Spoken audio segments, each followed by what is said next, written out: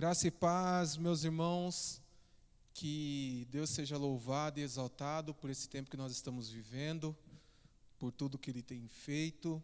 É com muita alegria que nós continuaremos hoje com o nosso assunto sobre a escatologia, sobre o islamismo. E hoje nós teremos um assunto muito legal. Nós falaremos sobre Al-Mahdi, o Messias Islâmico. E eu quero saber como que vocês estão. Vocês estão acompanhando as aulas?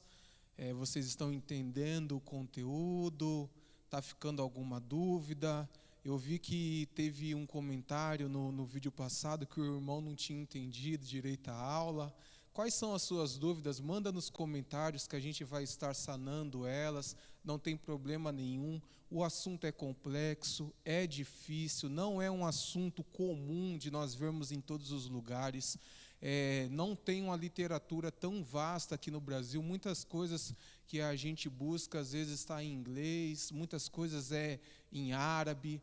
E assim, pelo Brasil não ter tantos muçulmanos como em outros países, como em outros continentes, então é uma cultura, uma religião que não é tão popular.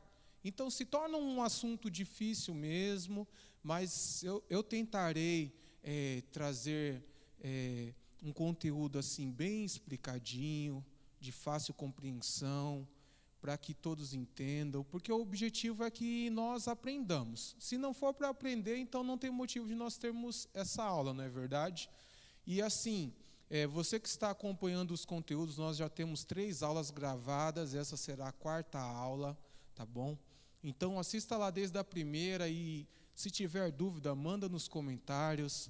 Novamente, ninguém aqui é o dono da razão, ninguém aqui é o sábio, o mais sábio no islamismo, ou na teologia, ou na escatologia. Não, todos nós estamos aprendendo, mas o pouco que nós sabemos, nós temos que compartilhar.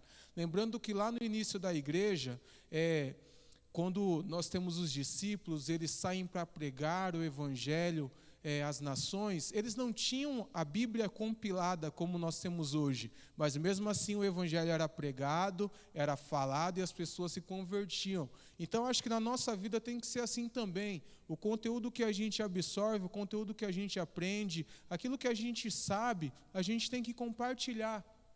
E nessa comunidade de pessoas que buscam conhecimento, um agregar com o outro, e assim nós chegaremos ao final, que é um conhecimento mútuo, sabe? Então, na vida, todo dia a gente está aprendendo, e nessas aulas também é assim. A gente está buscando conteúdo, a gente está ensinando, e a gente também está aprendendo. Lembrando que nós estamos falando sobre escatologia islâmica. Depois nós falaremos sobre a escatologia judaica, que é diferente da cristã. E depois da judaica, a pastora Vashi nos trará aulas sobre Apocalipse. Se eu não me engano, serão 10 aulas sobre Apocalipse. E ela vai pegar a fundo o livro de Apocalipse, todas as profecias, todos os acontecimentos, os sinais do fim. E ela trará aulas assim maravilhosas, porque ela é uma pessoa que entende muito, conhece muito e vai ser muito legal, tá bom? O assunto de hoje é um assunto diferente. Falar de Al-Mahdi, o Messias Islâmico, assim, não é um assunto comum, nós não vemos falar muito. E quando às vezes a gente vê uma pessoa ou outra falando, trazendo um vídeo, às vezes é muito sensacionalista, sabe? Às vezes são vídeos, aulas que são muito sensacionalistas, e eu quero trazer aqui direto de fontes islâmicas, tá? Trazer o que eles entendem, o que está escrito na tradição islâmica, lembrando que para o Islã não só o Alcorão é tido como sagrado, mas todas aquelas revelações nos hadiths, a Sunna, né, ela é tida como relevante para a sua religião. Então, muitas coisas que nós falaremos hoje não estão no Alcorão, e sim em hadiths, tá? E nós vamos, assim, vocês vão ficar maravilhados com a aula de hoje, porque é muito legal falar sobre esse assunto. É um assunto que abre a nossa mente para vermos o mundo de maneira diferente. Nós temos o cristianismo como a nossa base, nós somos cristãos, protestantes, e o nosso Salvador é o Senhor Jesus Cristo, Filho do Deus vivo, Ele é o nosso Messias, mas nós estaremos falando hoje sobre o Messias islâmico. E, de acordo com a escatologia islâmica, há uma série de sinais que antecedem a vinda do Imam al-Mahdi. Na última aula, eu falei sobre algumas dessas. Por exemplo, a feitura das orações regulares será descontinuada. O que significa isso? Lembrando que no Islã, os muçulmanos eles oram 5 vezes ao dia. Então, eles acreditam que isso será descontinuado. Paixões carnais serão incentivadas abertamente. Eles acreditam que chegará um tempo onde os desejos carnais das pessoas será liberto, será normal, que ninguém mais tentará limitar isso. Crentes sinceros não terão nenhum controle sobre a ilicitude predominante entre as pessoas. O que eles estão falando? Que aquele fiel do Islã que tentar trazer ordem, tentar falar sobre uma decência, sobre uma moral, uma pessoa que esteja incorrendo em erro, não será ouvido. Então, assim, tem muitas coisas que eles falam, como o mal será louvado como bem, e o bem será condenado como mal. As pessoas que não se pode confiar serão consideradas fidedignas, confiáveis, e as confiáveis serão consideradas indignos de confiança. Os mentirosos serão aceitos como verdadeiros, e os verdadeiros serão rejeitados como mentirosos.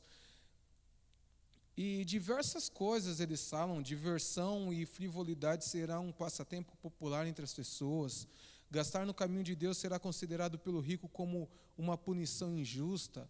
Filhos não obedecerão aos pais, cometas aparecerão frequentemente, secas devastarão o mundo de quando em quando, e muitas outras coisas, até palavras que são proibidas hoje, para nós falarmos, por exemplo, na plataforma do YouTube. Também eles acham que será um sinal do fim, por exemplo, a ideologia de gênero, por exemplo. Eles acham que é um sinal do fim do mundo, e muitas outras coisas, tá bom? Então, de certo modo, nós vemos que os sinais do fim para o islamismo parecem muito com os sinais do fim para o cristianismo, porque no cristianismo a gente também vê que aumentará a apostasia, aumentará o pecado, as pessoas se jogarão de uma vez no pecado, em adultério, em mentira, em engano, em roubo, em mortes, e por aí vai. Então, assim, parece muito bem com a visão cristã. Com o surgimento e o crescimento dos pequenos sinais do fim, o surgimento do Al-Mahdi é o primeiro grande sinal da chegada do fim do mundo. Ok? O nome Mahdi, em árabe, significa o guiado. E a tradição islâmica também vai dar outros nomes a ele, como o Senhor dos Tempos, o Esperado, e entre outros, como o Guia, e por aí vai. Então, eu queria dividir essa aula hoje em 3 partes. A primeira parte será abordar as origens deste personagem. Como que ele surge na escatologia islâmica? De onde surgiu o Mahdi? A segunda parte será falar sobre as ações deste personagem no fim dos tempos, na geopolítica, na política, na religião. Quais serão suas ações, seus atos, onde ele vai agir, o que ele fará. Tudo isso nós discutiremos na segunda parte. E na terceira, e por último, vamos comparar a narrativa bíblica do anticristo e a narrativa islâmica do Mahdi, porque há uma grande semelhança entre esses 2 personagens, ok? Então nós estaremos abordando essas 3 questões hoje, e eu espero assim ser muito sucinto, muito claro, para que vocês assim não se percam no raciocínio.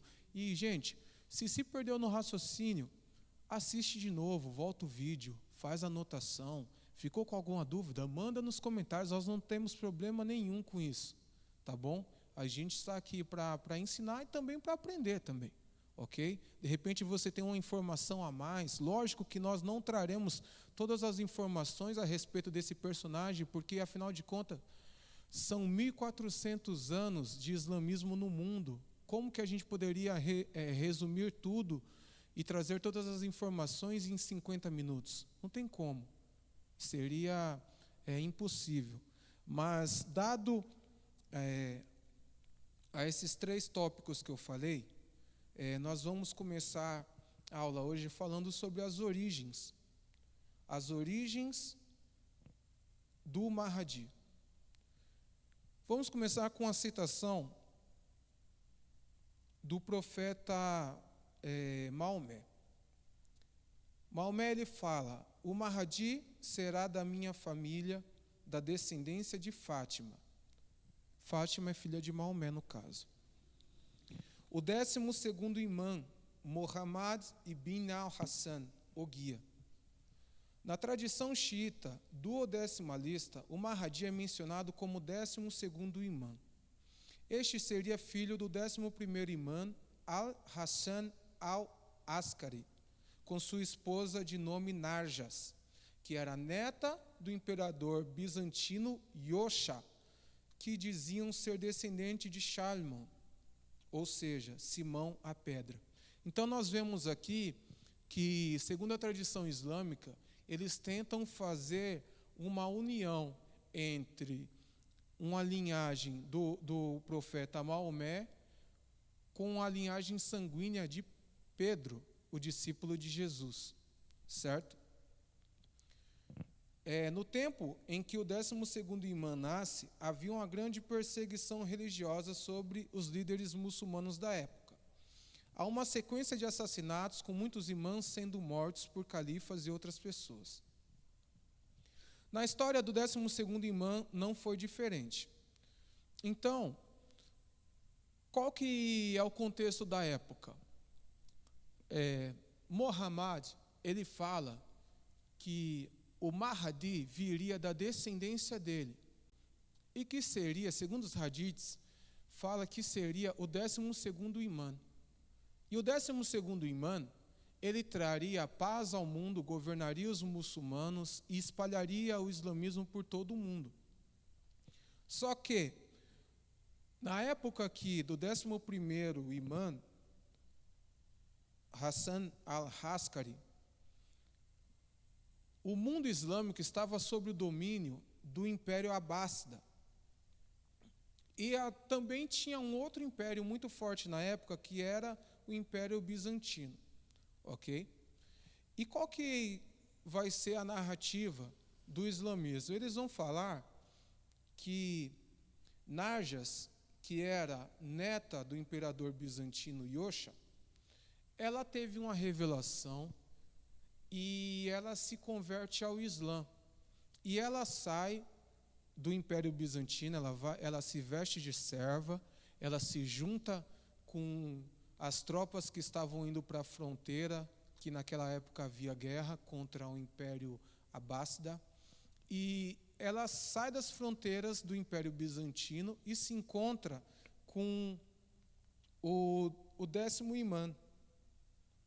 E esse 10º imã, quando ouve o relato dela, fala: você se casará com meu filho.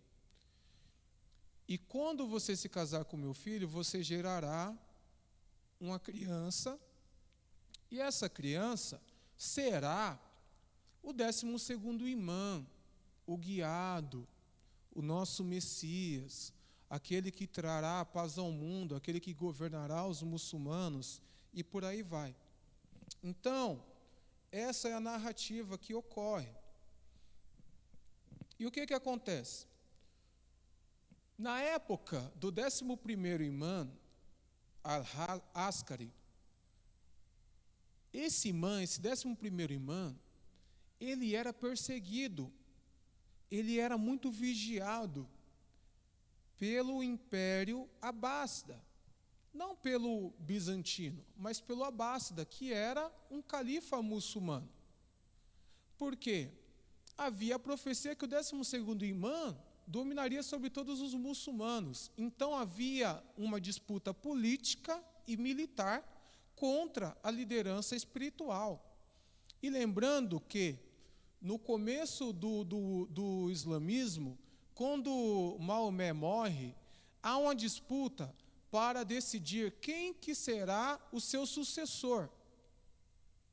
Então fica uma disputa entre os defensores de Ali, que era da linhagem de Maomé, e de Abu Bakr, que era sogro de Maomé. Então muitos vão defender que Abu Bakr, que era um dos melhores amigos e um dos mais próximos de Maomé, deveria assumir a liderança do islamismo. E outros vão defender que Ali, que era da linhagem, que ele era neto de Maomé, deveria assumir e ter ali por diante uma linhagem sanguínea da liderança do islamismo. Então, desde aquela época, já começam várias guerras e várias disputas. E aqui, quando nós estamos falando sobre essa questão do duodecimalista, essa é uma visão totalmente xiita. Lembrando que os xiitas são os defensores da linhagem sanguínea de Maomé. Os xiitas, eles defendiam Ali como sucessor. Os xiitas defendiam e defendem Ali, o neto de Maomé, como sucessor, como líder do Islã. E os sunitas, eles defendiam Abu Bakr. Ok? Então, aqui na época do 11º imã, Al-Askari, a disputa ainda estava rolando. Como ainda está ocorrendo hoje. Lembrando que nós temos uma maioria sunita no islamismo, com cerca de 85%, 90% do islamismo sendo sunita, uma parcela xiita e uma pequena fração que é sufi, que seria já um islamismo místico e voltado às outras coisas, ok? Então, assim, o 11º imã, ele está sob a vigilância constante dos abássidas, ok? E quando a sua esposa fica grávida, ele fica muito feliz, só que ele não pode falar a toda a comunidade muçulmana, que a sua esposa está gerando um filho. Por quê? Todos os imãs, até o 11º imã, foram mortos, foram assassinados. Presta atenção no que eu estou te falando. Desde Ali até Al-Askari, eles foram assassinados. Nenhum teve morte natural. Todos eles foram assassinados. E a vigilância em cima de Al-Askari e de Narjas era para que, se ela engravidasse, os abássidas queriam ter esse segundo imã sob o seu domínio, sob o seu controle. Eles não queriam que ele fosse uma liderança totalmente livre, mas eles queriam ter um controle sobre esse imã. Ok? Então, a tradição islâmica vai falar o quê? Que Narjas ela fica grávida, mas que durante a sua gestação o seu ventre não cresce. Então, os abássidas, eles não conseguem descobrir que ela está grávida e que ela tem o seu bebê sob esse milagre de Alá, vamos dizer assim. Quando o 12º imã nasce, ele é apresentado apenas a um círculo de pessoas muito próximas. E o seu pai ainda está vivo, o 11º imã ainda está vivo. Só que lá, pelos seus 5 anos de idade, o 11º imã é morto. Como que matam ele? ele é envenenado. Ok? Então os abássidas envenenam ele e ele morre, muito novo ainda. Mas ele falece. E a partir dos seus 5 anos de idade, o 12º imã, o Al-Mahdi, ele começa a liderar espiritualmente a comunidade muçulmana. O Mahdi, ele nasceu na cidade de Samarra, no dia 15 de Shaban. Samarra era uma cidade no Iraque, no 15 de Shaban. Shaban é o mês do Ramadã, é o mês da revelação do profeta Maomé. Então ele nasce no dia 15 de Shaban, do ano de 255 da Hijra. No nosso calendário, 868 depois de Cristo. Ok?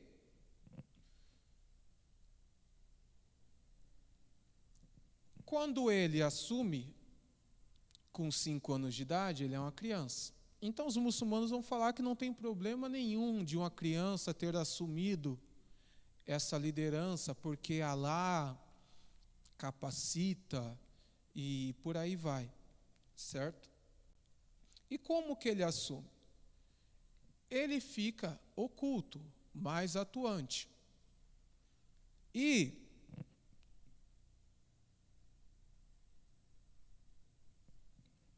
tem alguns subordinados dele, ele vai ter mais ou menos uns 4 subordinados dele, que trazem as questões da para ele, e ele responde. Então, questões de jurisprudência, questões de interpretação do Alcorão, todas essas questões vão ser respondidas por ele, por cartas, e serão enviadas aos territórios muçulmanos. E desse jeito, ele faz a liderança dele. E o Império Abássida queria saber onde ele estava, porque, lembrando, queria dominá-lo, mas não conseguem. Então, do seu nascimento até os seus 5 anos aí, o pai dele o esconde. Depois desses 5 anos, ele não aparece para todo o povo, mas ele está liderando, certo? E vão sucedendo os seus serviçais ali, aqueles que levavam as suas palavras para toda a comunidade, e são quatro pessoas de estrita confiança que vão levar os seus ditos e os seus entendimentos a toda a comunidade muçulmana. Só que depois da morte desse 4º serviçal, no caso, desse 4º mensageiro dele, que foi mais ou menos ali durante os seus 75 anos de vida, por aí, ele se esconde novamente. E aí ele já não lidera mais nada, ele já não traz resoluções para a comunidade. Ok? Então, assim, os xiitas até tentaram colocar pessoas para cumprir esse papel, só que depois essa tradição foi descontinuada e eles não continuaram mais trazendo pessoas para dizer que estavam no lugar do 12º imã. Então, com 75 anos, nós temos o grande ocultamento do imã Al-Mahdi, ok? O grande ocultamento. E esse ocultamento está até hoje. Então, se nós fazermos alguns cálculos aí, mais ou menos 1160 anos, um pouco mais que isso, é a idade do imã Al-Mahdi, ok? Então, o islamismo entende que o imã, o 12º imã, ele não morreu, ele está vivo. E hoje ele está mais ou menos com quase 1.200 anos de idade, aguardando que Alá o convoque novamente para que ele possa reaparecer e liderar a comunidade muçulmana global.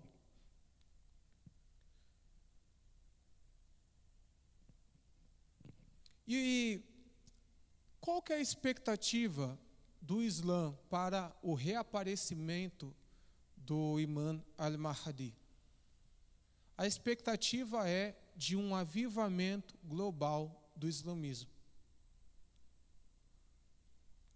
Nós vemos em vários escritos e no entendimento de muitos sábios do Islã que eles esperam, com o reaparecimento do Imam al-Mahdi, que o Islã domine o mundo, ok? Lembrando que o islamismo, ele tem essa questão, esse entendimento de expansionismo. Eles têm uma ideia de globalização do islamismo. Eles querem ganhar o mundo para o Islã, para a sua fé. Diferente de outras religiões, por exemplo, o judaísmo não tem isso, o cristianismo, ele tem uma ideia de pregar o evangelho a todas as nações, a todos os povos, a todas as criaturas, mas não de domínio. A mensagem tem que ser pregada, mas não que tenha que dominar. E às vezes a gente vai ver até Jesus mesmo falando que o reino dele não é dessa terra, mas é dos céus, porque Jesus ele não veio para fazer de Israel uma nação livre do Império Romano e ser uma potência militar, econômica e global. Então a gente vê que é diferente as visões. O islamismo já não, já quer dominar o mundo, já quer levar a sua religião e impor a sua religião. E o entendimento que eles têm sobre o Al-Mahdi é que o Al-Mahdi trará esse avivamento global. Tá? Então, muitos estudiosos do Islã defendem que a adesão do mundo ao islamismo através do Al-Mahdi será automático. O mundo o verá e o aceitará, e o aceitando o seguirá na sua doutrina. A tradição vai dizer: se você o ver, vá e dê-lhe a sua fidelidade, mesmo se você tiver que rastejar sobre o gelo, porque ele é o vice-regente, califa de Alá, o Mahdi. Então isso aqui que eu falei agora é um hadith que fala sobre isso. Maomé está falando sobre isso. Quando as pessoas o verem, terão que se prostrar a ele, terão que se colocar debaixo da autoridade dele. Porque ele é o vice-regente, o califa. O que significa isso? Ele é o enviado de Deus para o domínio da terra. Essa é a visão que o Islã tem sobre o Al-Mahdi. Ele é o último califa. Ok? A tradição fala que o Mahdi terá poder sobre a chuva e sobre as plantações. Maomé fala: nos últimos dias da minha comunidade islâmica universal, o Mahdi aparecerá. Alá o dará poder sobre o vento e a chuva, e a terra trará sua folhagem. Ele dará riquezas profundamente, rebanhos serão em abundância, e a será grande e honrada. Então nós vemos que o Al-Mahdi, ele tem poderes sobrenaturais. Ele controla vento, ele controla a chuva, ele controla as plantações, ele controla os rebanhos. Então nós vemos que ele não é um simples homem, mas ele tem assim uma característica peculiar a ele, ok? Ele pavimentará o caminho e estabelecerá o governo da família ou comunidade de Maomé. Todo crente será obrigado a apoiá-lo. Todo crente será obrigado a apoiá-lo. Aqui nós vemos uma coisa muito importante. Quando falo governo da família ou comunidade de Maomé, o que significa? Ele é da linhagem de Maomé. Então, nós vamos ver muito mais citações e um desejo muito maior pela vinda do Mahdi nos xiitas. Os xiitas esperam com muito mais força o Al-Mahdi do que propriamente os sunitas. Eu vi até alguns debates de outras linhas islâmicas falando sobre, por exemplo, o arabismo, que não fala sobre a vinda do Mahdi, por exemplo, e é uma linha islâmica que defende muito o Islã radical, por exemplo.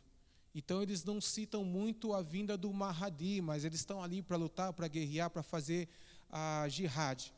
E assim, não é um pensamento único na Umma. Por ter várias linhas teológicas ali dentro do islamismo também, nós vemos os xiitas muito mais desejosos pela vinda do Mahdi. Ok? E esses hadiths, eles ajudam os xiitas a terem essa compreensão, porque será da família de Maomé, assim como eles defendem. A partir deste ponto de vista, não haveria guerra entre nações, mas, pelo contrário, há hadiths e grandes sábios do Corão que entendem diferente. Então, assim, nós vemos, às vezes, na mídia, e em sites, em artigos, em livros, os sábios do Islã falarem o quê? Falar que não, que será pacífico o domínio dele, que as pessoas verão ele, verão como que ele é sábio, como que ele é santo, como que ele é bondoso, como que ele é amoroso, como... Dão uma série de características, uma série de adjetivos para dizer que, assim, será uma figura que todos vão amar. E que, vendo ele, toda a humanidade se converterá ao Islã e seguirá os seus desígnios. Mas há textos que não falam isso, que falam, na verdade, o contrário. E a partir deste ponto, eu quero entrar na segunda parte da aula. Eu já falei aqui na primeira parte de onde surgiu o Mahdi, qual que é a história por trás do surgimento dele, como que foi a vida dele. Falei sobre a grande ocultação e do desejo da comunidade muçulmana em que ele reapareça. E agora nós passaremos para a segunda parte, que falará sobre as ações do Mahdi no mundo. Quais serão suas ações? Como ele agirá? E aqui eu quero começar falando sobre os historiadores estudiosos do Islã, afirmam que o Mahdi ressurgirá em Meca, ao lado da Kaaba. Meca é a principal cidade para o Islã, é a cidade mais sagrada. Lembrando que nós temos Meca em primeiro lugar, depois nós temos Medina e depois nós temos Jerusalém. Então, Meca é a cidade onde Maomé morava quando teve as primeiras revelações. Depois ele tem um tempo onde ele tem que sair de Meca e vai para Medina, mais ou menos uns 8 anos, ele fica em Medina e depois ele volta para Meca novamente.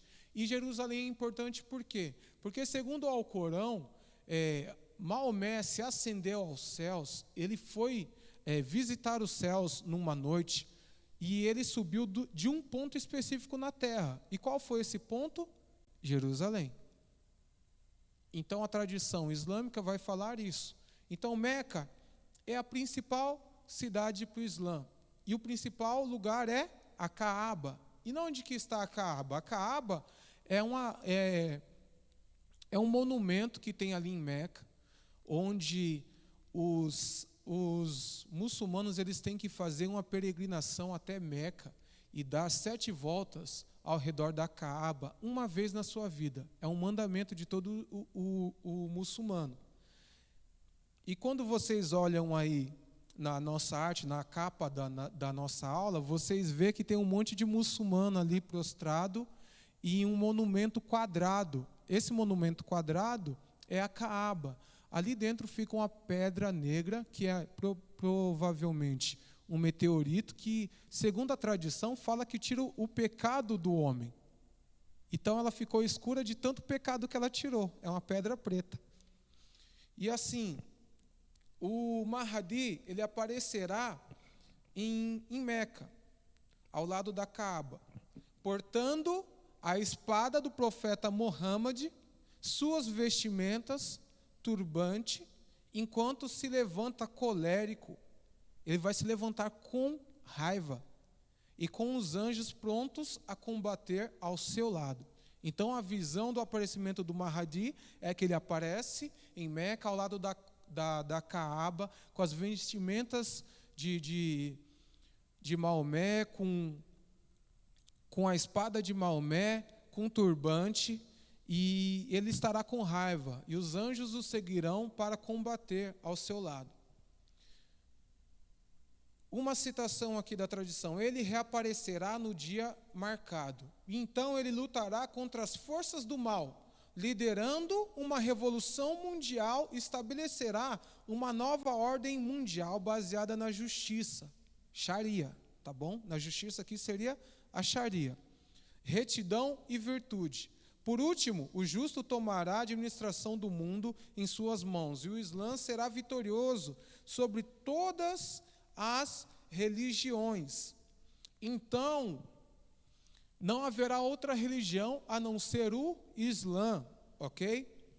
Maomé disse: ele irá dividir a propriedade, irá governar as pessoas pela suna de seu profeta, e estabelecerá o Islã na terra. Ele irá permanecer por 7 anos, então morrer, e os muçulmanos orarão sobre ele.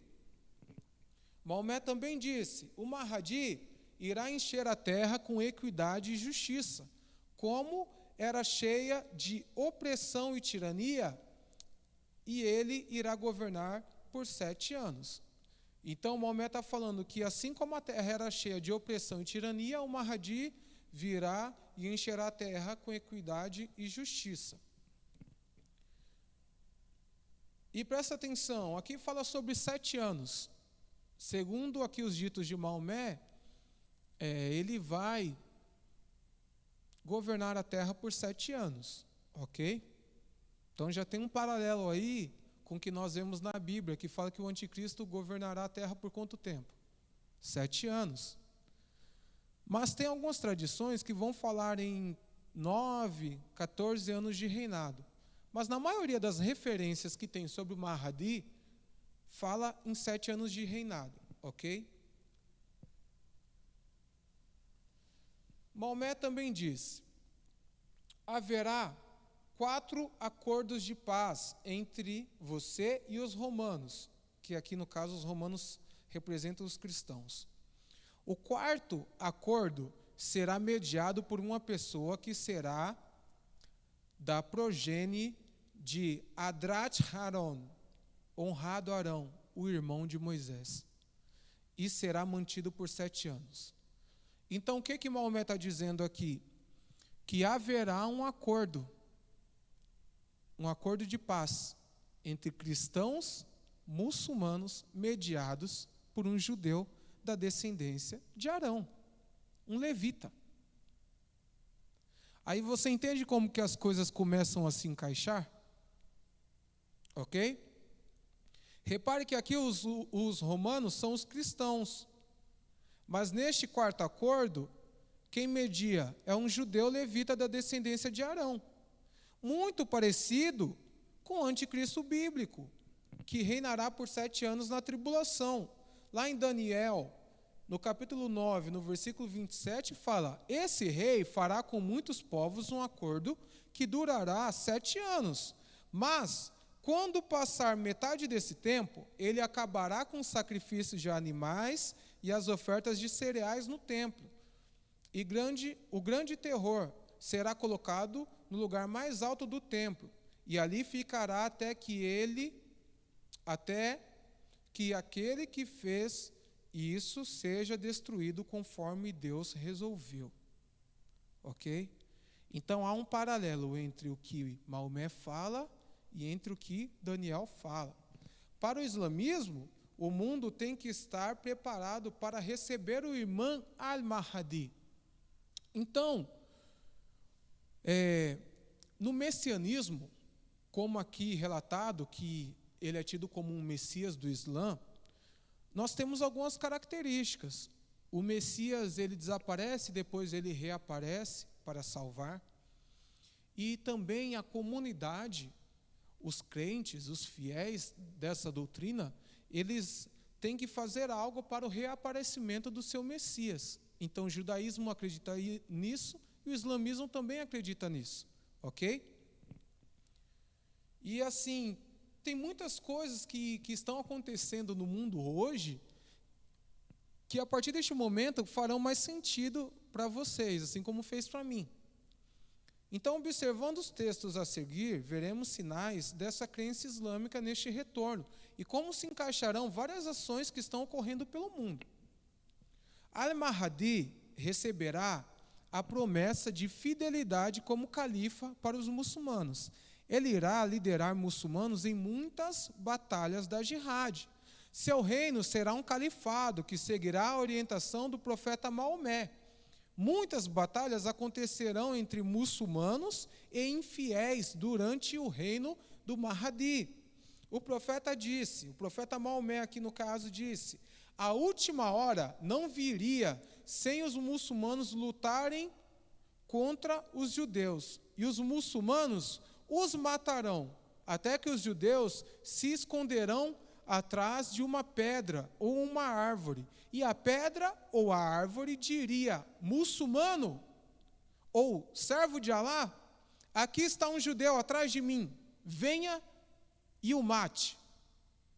Isso aqui é uma tradição, é um dizer de Maomé, dizendo que as pedras e as árvores denunciarão os judeus que estão escondidos para que os muçulmanos venham e os matem. Essa última fala que eu citei aqui tem sido usada por grupos terroristas para justificar os seus ataques aos judeus por todo o mundo. Segundo a tradição islâmica, antes da aparição do Mahdi, surgirá um exército de bandeiras negras vinda do leste. Olha um sinal aí, presta atenção. O Sheikh Kabani, que é um grande líder sufi de origem libanesa, declara: este hadith indica que as bandeiras negras vindo da região de Khorasan significarão que o aparecimento do Mahdi está perto. Khorasan está hoje no Irã. E alguns estudiosos têm dito que esta hadith significa que quando as bandeiras negras aparecerem da Ásia Central, na direção de Khorasan, então o aparecimento do Mahdi é iminente. Qual é esse hadith que ele está falando? O hadith que ele está aqui falando é o seguinte: o profeta Maomé fala, os estandartes negros virão do leste, e seus corações serão firmes como ferro.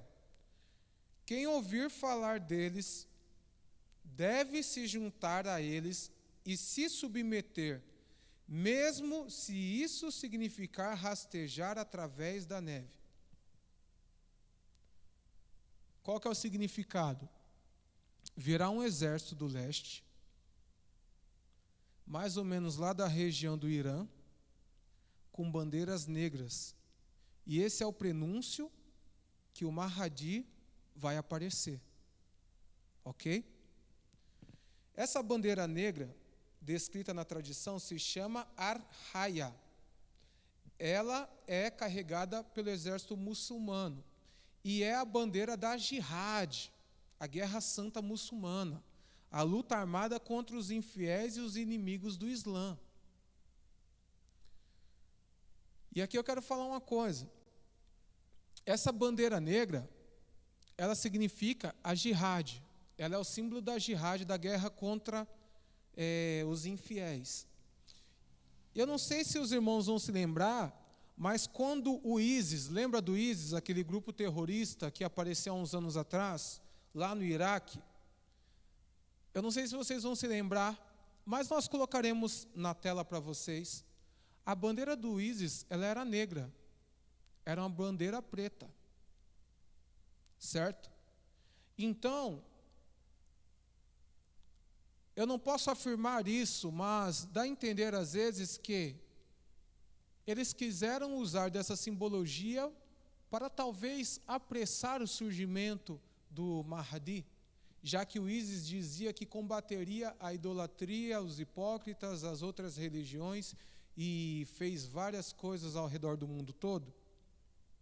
É uma suposição, eu não posso afirmar, mas parece sim ser algo plausível, ok? voltando ao Mahdi. O Mahdi se juntará a este exército de bandeiras negras e partirá para a batalha contra os infiéis. Ok?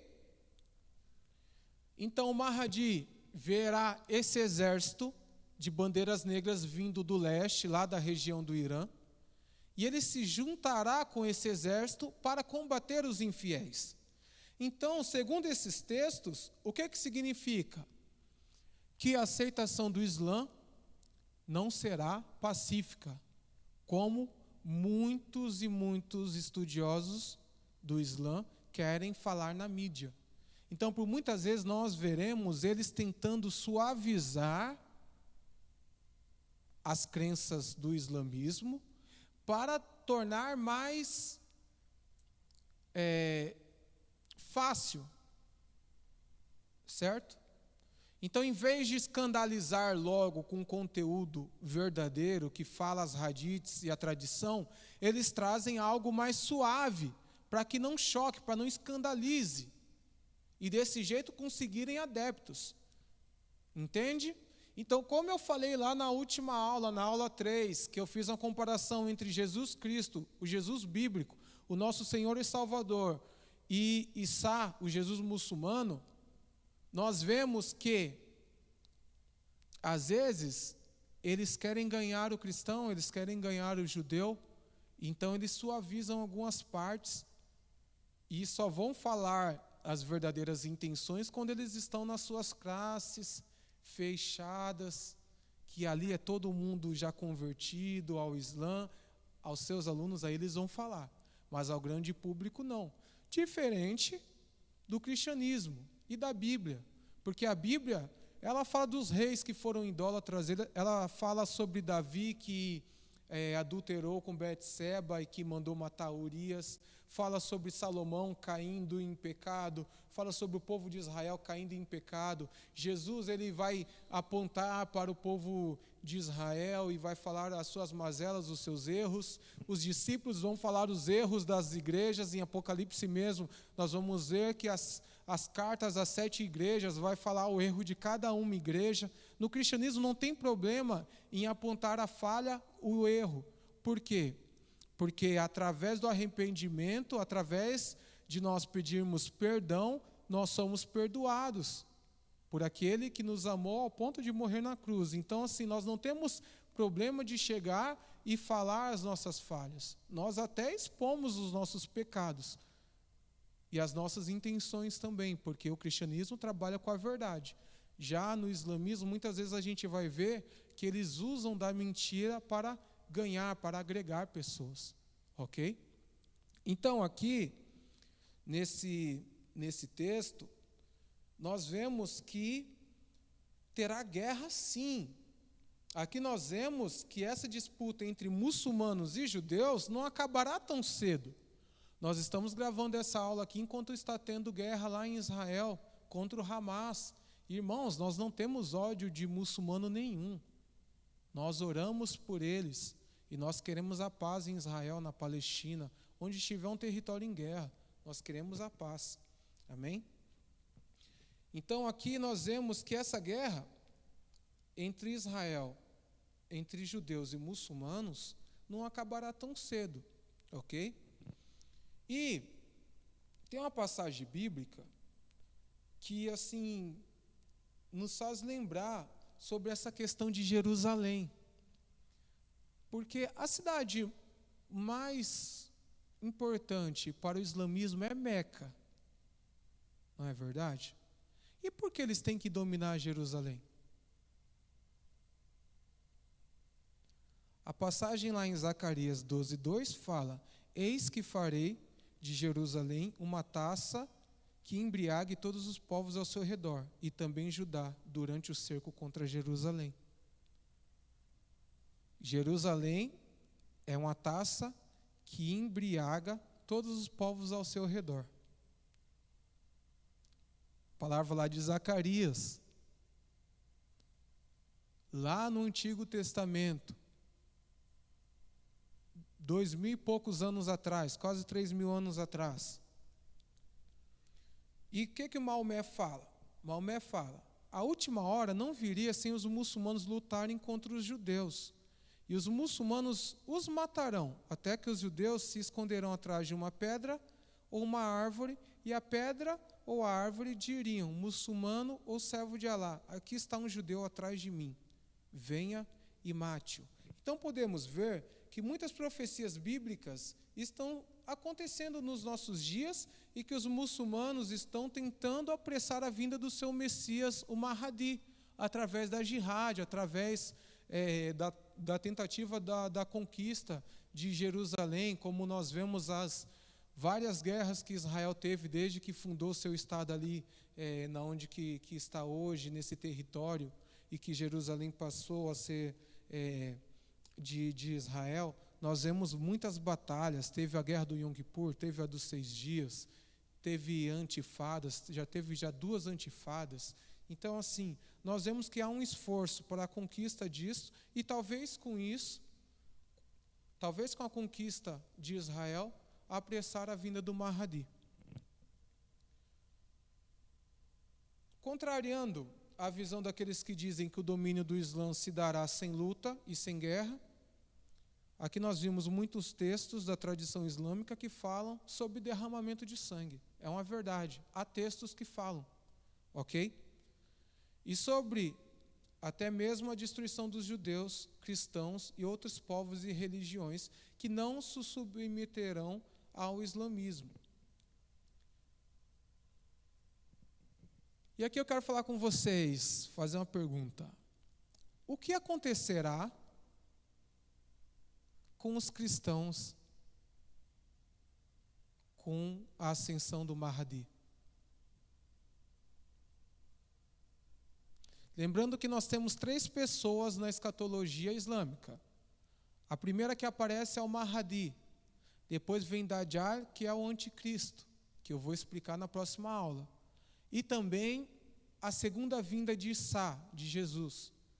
Lembrando que, segundo a tradição muçulmana islâmica, Jesus não morreu, ele foi elevado aos céus. E que no final dos tempos ele voltaria para a terra. Ok? Então, vocês perceberam que eu falei muito sobre os judeus aqui? Sobre perseguição aos judeus, sobre a tomada de Jerusalém. Qual que é a importância de Jerusalém? Jerusalém aqui era tido como a 3ª cidade mais importante para o islamismo. Só que com o Mahdi, Jerusalém será o seu QG. O quartel-general para a conquista do mundo será em Jerusalém. Em qual local será o quartel-general do Mahdi? No Monte do Templo.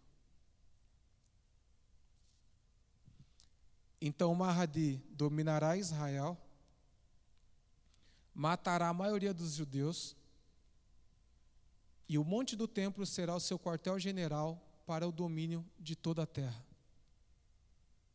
E aí, quando nós vemos essa profecia islâmica e comparamos com a profecia bíblica, nós entendemos o que Deus nos revelou através do Evangelho, através da Bíblia, lá atrás. Olha só, Zacarias falando que Jerusalém seria colocada como uma taça que embriaga as nações ao seu redor. Certo? E também fala que Jerusalém será uma pedra muito pesada, que todos que tentarem levantá-la se machucarão. E aí nós vemos essa disputa por Jerusalém de várias nações que tentam conquistá-la, mas acabam sendo derrotadas. E isso nos traz essa confirmação de que Deus está cumprindo as suas promessas nos nossos dias. Nada sai do controle dele. Nada sai do controle dele. Quais que são essas implicações nos nossos dias? O anticristo será islâmico? Não posso afirmar isso. Eu particularmente acho que não, que o anticristo não será islâmico. Eu acho que o anticristo será uma pessoa de ascendência judaica que trará uma nova religião, que não será o Islã, essa religião mundial, que será algo novo, como já tem vários comentários de, por exemplo, a inteligência artificial criar um novo tipo de Bíblia, um novo tipo de religião, certo? Só que você tem que pensar o seguinte: a comunidade islâmica hoje, os adeptos do islamismo, são 1,5 bilhão de pessoas, certo? Então nós temos 1,5 bilhão de pessoas que têm a tradição de que o Messias deles virá para dominar Israel, para matar judeus, para instalar uma religião única e não ter mais nenhuma outra religião. Então, por mais que eu creia que não surgirá um Mahdi propriamente islâmico, eu creio que Satanás, ao longo da história humana, usou de diversas formas, de diversas religiões e de muitos ensinamentos para moldar a mentalidade da sociedade, do mundo, a fim de que, quando ele surgisse, ele tivesse cooperadores na sua obra. Então, Satanás, ele moldou a percepção do mundo sobre um Salvador para que, quando ele surgisse, as pessoas o aceitassem. Então, nós podemos ver os muçulmanos, com todas essas questões que eu coloquei aqui, como sendo uma pessoa que será, quando o anticristo surgir, ela será aceita, porque a Bíblia fala que o anticristo fará a guerra contra Israel, que o anticristo matará judeus, que o anticristo perseguirá cristãos, que o anticristo perseguirá a igreja, que o anticristo dominará sobre Israel. E isso é muito forte. Então, nessa terceira e última parte da aula, eu quero falar com vocês sobre as familiaridades do Mahdi com o anticristo. Então, o Mahdi será um grande líder global, um grande líder político, um grande líder militar, um grande líder espiritual, trará uma religião única global, montará em um cavalo branco como cavaleiro de Apocalipse. Mais para frente nós teremos aulas de Apocalipse, e será tudo explicado. E quando alguns sábios do Islã viram essa citação lá em Apocalipse sobre um cavaleiro branco, eles falaram, o Mahdi virá em um cavalo branco. É sobre ele que estão falando aqui. Então eles pegaram uma citação bíblica sobre o anticristo e transformaram numa citação sobre o Mahdi. E isso pode ser simbólico, a questão de vir no cavalo branco. Mas eles têm essa concepção de que o Mahdi virá sobre um cavalo branco, ok? Ele trará soluções a todos os problemas mundiais, fome, doenças, guerra. Virá com um discurso de paz, ok? Fará sinais e prodígios, chegando a controlar o clima, plantações, rebanhos. Trará muita riqueza também, fala que ele trará muita riqueza aos povos. Fala que ele fará um acordo de 7 anos com muitos povos. Igual está na Bíblia, que o anticristo faria acordos com muitos povos e que reinaria por 7 anos. Atacará os judeus com seus exércitos e tentará aniquilá-los. A palavra fala, a Bíblia fala que Satanás também tentará matar todos os judeus, mas que Jesus Cristo vem e os socorrerá, ok? Não descansará enquanto todos os povos da terra não se submeterem à sua autoridade e à sua religião. Isso é a concepção. Então, haverá uma guerra santa, a jihad. E o Mahdi trará isso junto com esse exército de bandeiras negras. Essas são algumas das características que aproximam os dois personagens. Se o Mahdi será o anticristo, eu não sei, eu acho improvável, mas o fato é que há mais de 1 bilhão de pessoas que aceitam um líder com essas características, e essas características batem com o anticristo. Então, essas pessoas poderão ajudar o anticristo a cumprir os seus objetivos. Então, assim, o que eu quero com essa aula, que nós queremos com essa aula hoje, é que nós não fiquemos com medo dos irmãos muçulmanos, com essas notícias que nós estamos ouvindo e vendo aí, tá? Que nós oremos pela conversão dos irmãos muçulmanos, que eles encontrem a luz de Cristo, que eles saiam do engano de Satanás, porque é desejo do nosso coração que eles encontrem o Senhor e Salvador, Jesus Cristo, que todos venham até Ele e que eles tenham um encontro com a cruz de Cristo e que alcancem mesmo a salvação, a iluminação, a libertação, porque a fé em Jesus ela é libertadora. Como eu falei, nós estamos gravando essa aula, está acontecendo aqueles ataques do Hamas a Israel. E, irmãos, nós não estamos assim com nenhum ódio no coração contra qualquer outra religião.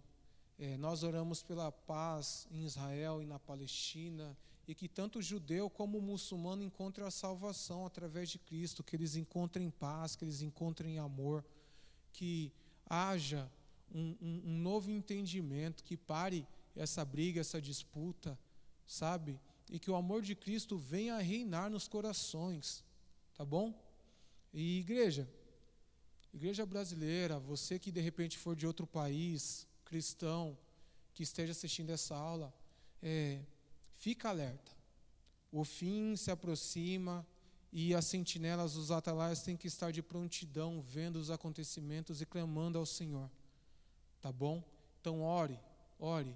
De repente você não é um missionário cristão que será enviado a um país muçulmano, mas você pode orar e fortalecer esses irmãos que estão lá pregando o Evangelho. Você pode compartilhar esse vídeo, compartilhar as outras aulas para que alcancem pessoas, para que nós ganhemos essas pessoas para Cristo, tá bom? E você tem um papel muito importante. Nós falamos que missões são feitas com os pés que vão, os joelhos que se dobram para orar e as mãos que abençoam. Então, seja parte ativa nas missões pelo mundo, para a conversão de pessoas ao cristianismo, tá bom? E na próxima aula nós falaremos sobre a segunda volta de Isa, o Jesus islâmico, e sobre Dajjal, o anticristo islâmico. Vocês repararam que pouco eu falei sobre o que acontecerá com os cristãos. Na verdade, eu não falei quase nada sobre isso, tá bom? E na próxima aula eu falarei. Então fica aí esse suspense para que você crie esse desejo de assistir a próxima aula. E nós falaremos muito sobre a segunda vinda de Isa. A terceira aula nós já falamos sobre as diferenças entre o Jesus bíblico e Isa, o Jesus muçulmano. E aí, será que a segunda vinda do Isa será igual à segunda vinda de Jesus segundo a Bíblia? Será? Será que Isa vem para arrebatar a igreja? Será que Isa vem para instalar um milênio de Cristo? Ou não? Será que é totalmente diferente? Então, na próxima aula, qual será o fim da cristandade na escatologia islâmica? Qual será o caminho para a igreja? Ficou curioso? Então assista a próxima aula, curta, comenta e compartilhe essa aula. Que Deus te abençoe e te espero na próxima aula para estudarmos juntos mais um pouco sobre escatologia islâmica. Tá bom? Que Deus te abençoe e até a semana que vem, no nome de Jesus. Amém?